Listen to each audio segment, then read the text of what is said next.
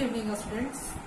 आज पिछले वीडियो में हम लोग श्वसन के बारे में पढ़ने के बाद आज श्वसन तंत्र के बारे में जानेंगे। जैसा कि मैंने आपको पिछले वीडियो में बताया कि श्वसन की प्रक्रिया क्या होती है और वो किस तरह से संपन्न होती है ऑक्सीजन की उपस्थिति में, ऑक्सीजन की अनुपस्थिति में। तो जब श्वसन की प्रक्रिया में ऑक्सीजन की उपस्थिति अनिवार्य है, वायवीय श्वसन के अंतर्गत जीव होते हैं श्वसन करते हैं यानी एरोबिक रेस्पिरेशन में, तो उसमें ऑक्सीजन की उपस्थिति अनिवार्य है। तो ये ऑक्सीजन किस प्रकार से जंतु ग्रहण करते हैं, कैसे इनको प्राप्त होता है। तो अलग अलग कैटेगरीज के जो जीव होते हैं वो ऑक्सीजन प्राप्त करने की प्रक्रिया उनमें अलग अलग होती है। सबसे पहले हम चर्चा करेंगे पौधों के बारे में। जैसा कि हम जानते हैं कि पौधे जो होते हैं उनमें भी श्वसन होता है। इसके अलावा उनमें भी गैसों का आदान प्रदान होता है। इसके पहले भी जब मैंने आपको स्वपोषी पोषण पढ़ाया तो उसके अंतर्गत मैंने बताया कि स्वपोषी पोषण के लिए उनको कार्बन डाइऑक्साइड चाहिए, जिसके द्वारा सूर्य प्रकाश की उपस्थिति में वो भोजन बनाते हैं। उसके अलावा ऑक्सीजन प्रकाश संश्लेषण जब प्रक्रिया होती है तो ऑक्सीजन निकलता है, तो उनको ऑक्सीजन निष्कासित करना होता है। ये तो प्रकाश संश्लेषण की प्रक्रिया स्वपोषी पोषण में जो हमने डिस्कशन किया। लेकिन उसके साथ साथ पौधों में एक और प्रक्रिया जो होती है वो निरंतर चलती है, यानी ऑक्सीजन का कंजम्पशन यानी कि श्वसन। श्वसन की प्रक्रिया पौधों में दिन और रात दोनों समय होते रहता है लगातार निर्बाध रूप से। तो ये जो प्रक्रिया है श्वसन की, तो ये हम जैसा कि इसके पहले हम लोग स्वपोषी पोषण में पढ़े थे कि पौधों में जो स्टोमाटा नामक स्ट्रक्चर पाया जाता है, यानी उसकी पत्तियों में जो छिद्रनुमा जो संरचना होती है, इसको रंध्र कहते हैं, उसके द्वारा गैसों का आदान प्रदान होता है। पौधों में श्वसन के लिए कुछ विशेष तंत्र डेवलप नहीं होता है। ऐसा नहीं है कि कुछ पार्टिकुलर ऑर्गन्स है। अगर हम सही रूप में देखें तो पौधों की जो कोशिकाएं, जीवित कोशिकाएं होती हैं या जीवित ऊतक होते हैं, वो कहीं ना कहीं से वायु के डायरेक्ट संपर्क में होती है। तो गैसों का आदान प्रदान उनके लिए बहुत ईजी होता है। पत्तियों में गैसों के आदान प्रदान के लिए रंध्र होता है, वैसे ही इसके तना जहाँ की गैस का आदान प्रदान वहाँ भी होता है। तना में लेंटिसेल ऐसे ही रंध्र के जैसे संरचनाएं उसमें भी पाई जाती हैं, जिसके द्वारा गैसों का आदान प्रदान होता है। और रंध्र की जो ये प्रक्रिया गैसों के आदान प्रदान की है, सिंपल प्रक्रिया विसरण यानी ऑस्मोसिस के द्वारा होता है। और ये जो ऑस्मोसिस की प्रक्रिया होती है, ये पौधों के प्रकृति मौसम के आधार पर डिपेंड करते हुए गैसों का आदान प्रदान ज्यादा और कम होता है। तो इसमें सबसे पहले ये हम जाने कि जो पौधे जो होते हैं जो श्वसन की प्रक्रिया करते हैं, क्या उनका कुछ समय निश्चित है? तो नहीं, पौधे दिन और रात दोनों समय श्वसन की प्रक्रिया को करते हैं। जब दिन के समय ये श्वसन करते हैं प्रकाश संश्लेषण के साथ साथ, तो श्वसन की प्रक्रिया के समय ये ऑक्सीजन लेते हैं, कार्बन डाइऑक्साइड छोड़ते हैं। तो ये जो कार्बन डाइऑक्साइड छोड़ते हैं, तो ये कार्बन डाइऑक्साइड पुनः पौधों के द्वारा प्रकाश संश्लेषण में प्रयोग कर लिया जाता है। तो इस दिन के समय में इनका कार्बन डाइऑक्साइड का छोड़ना कुछ खास मायने नहीं रखता, जबकि श्वसन में ऑक्सीजन का इस्तेमाल करते हैं। लेकिन रात्रि के समय जब प्रकाश संश्लेषण प्रक्रिया बंद हो जाती है तो सिर्फ श्वसन की प्रक्रिया चलती है। उस समय इनके रंध्रों के द्वारा ऑक्सीजन को अंदर लिया जाता है और कार्बन डाइऑक्साइड को बाहर छोड़ा जाता है। और ये जो कार्बन डाइऑक्साइड का जो मात्रा होता है वो उनके द्वारा यूज का मतलब रात में तो चूंकि इसका यूज नहीं है, इसीलिए श्वसन की प्रक्रिया रात में ज्यादा तेज होती है पौधों में दिन की अपेक्षा में। क्योंकि मैंने बताया कि दिन में जो कार्बन डाइऑक्साइड श्वसन के पश्चात निकला वो उनके द्वारा पुनः इस्तेमाल कर लिया जाता है। इस तरह से पौधों में श्वसन की प्रक्रिया संपन्न होती है।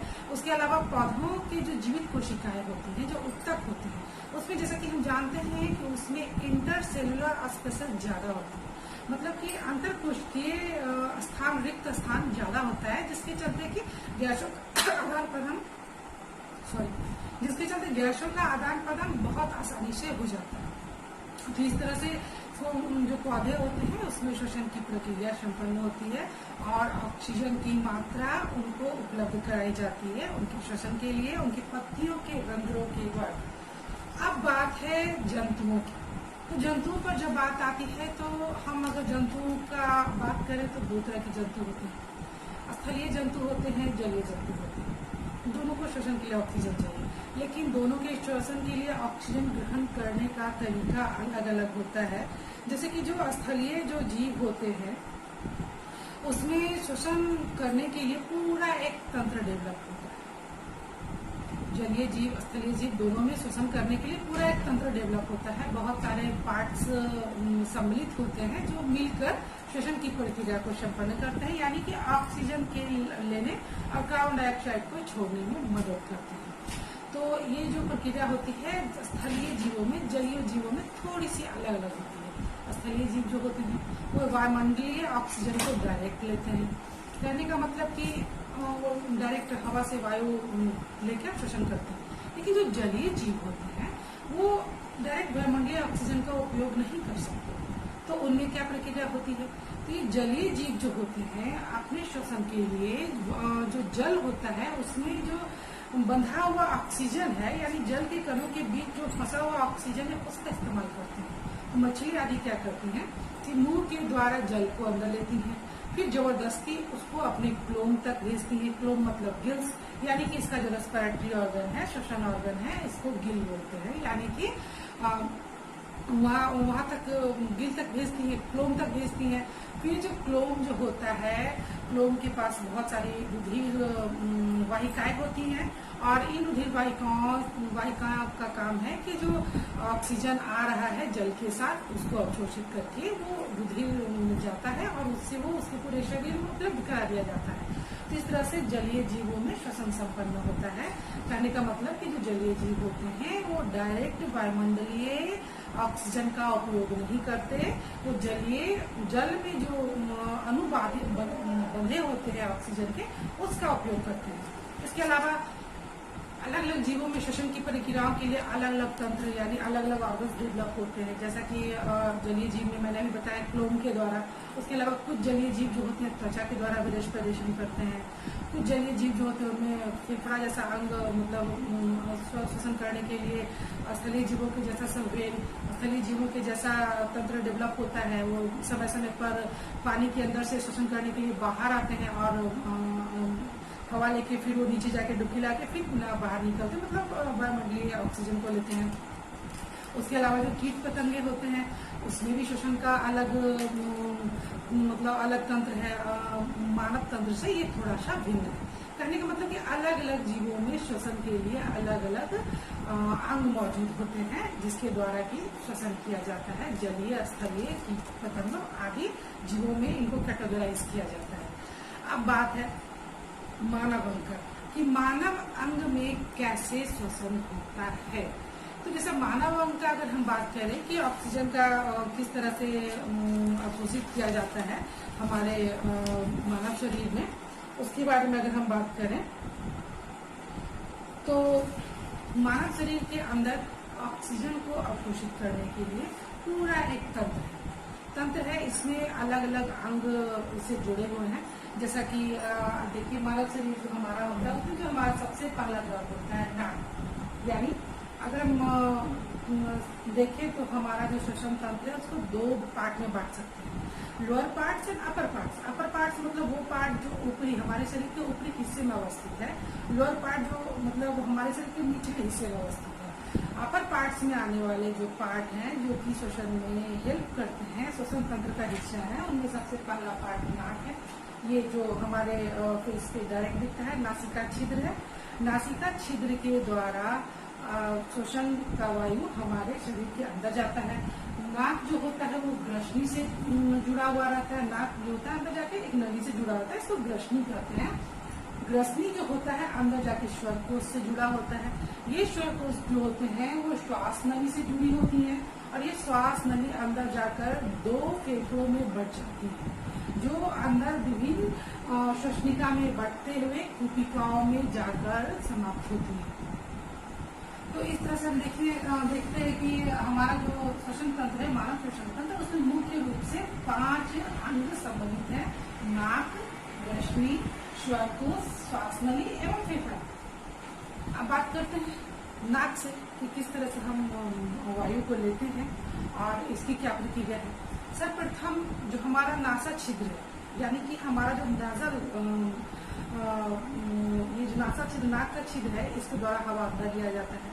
तो जो नाक जो होता है उसमें महीन महीन बाल पाए जाते हैं। इन बालों का क्या काम है कि जो वायु जो होता है वो तो बिल्कुल शुद्ध रूप में होता नहीं, उसमें धूल कण, इसके अलावा अन्य गंदगियां भी मौजूद होती हैं।